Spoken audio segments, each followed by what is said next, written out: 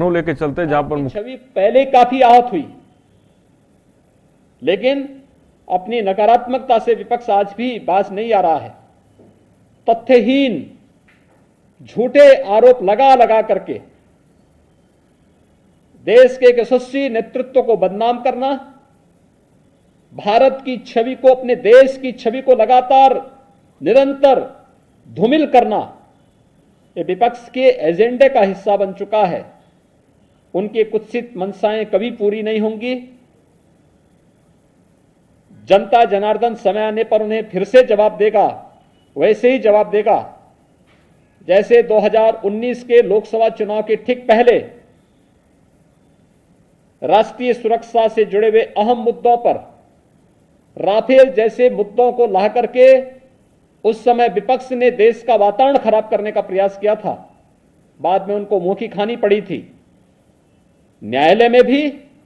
और जनता जनार्दन की अदालत में भी। इस बार फिर से संसद सत्र के इस महत्वपूर्ण मुद्दे पर, जहां पर गांव के लिए, गरीब के लिए, किसान के लिए, नौजवान के लिए, महिलाओं के लिए, समाज के विभिन्न तबकों के लिए चर्चा होती, कोरोना महामारी को लेकर के चर्चा होती, वैक्सीनेशन की ड्राइव को कैसे हम समयबद्ध ढंग से आगे बढ़ा करके देश के अंदर पूरा करें, इसको लेकर के इस सदी की इस महामारी से निपटने में सामूहिकता का क्या प्रभाव हो सकता है, इन सब मुद्दों पर जहां एक सार्थक चर्चा का मंच संसद होता, चर्चा का मंच न बना करके शोरगुल और केवल आरोप प्रत्यारोप के साथ ही तथ्यहीन और झूठे आरोप, मनगढ़ंत आरोप लगा करके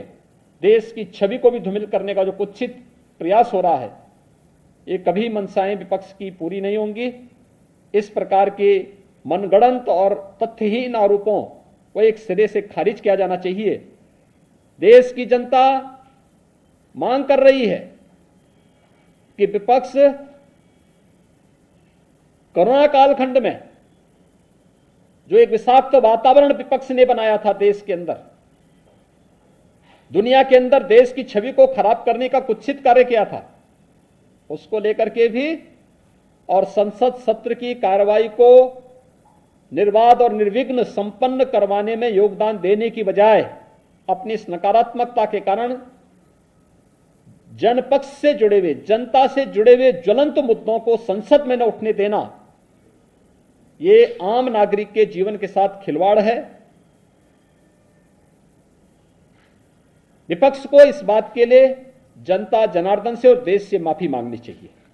ये अंतर्राष्ट्रीय स्तर पर साजिश है या सिर्फ विपक्ष की साजिश? देखिए, ये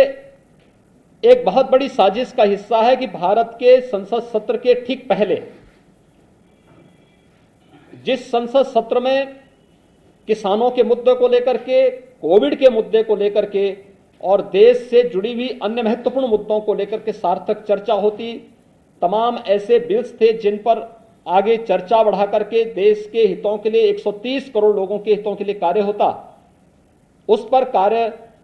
संसद में होने देने की बजाय विपक्ष जिस नकारात्मक भूमिका के साथ आया है, ये अत्यंत दुखद है, दुर्भाग्यपूर्ण है। मुख्यमंत्री योगी आदित्यनाथ प्रेस कॉन्फ्रेंस कर रहे थे। विपक्ष ने अराजकता का माहौल पैदा किया, ये बात मुख्यमंत्री ने कही। विपक्ष की समाज में जहर फैलाने की कोशिश, भारत को अस्थिर करने की साजिश हुई, ये बात मुख्यमंत्री कह रहे हैं। कोरोना काल में विपक्ष की राजनीति, भारत के खिलाफ अंतर्राष्ट्रीय साजिश रची गई, ये बात सीएम ने कही है। रुकते हैं एक ब्रेक।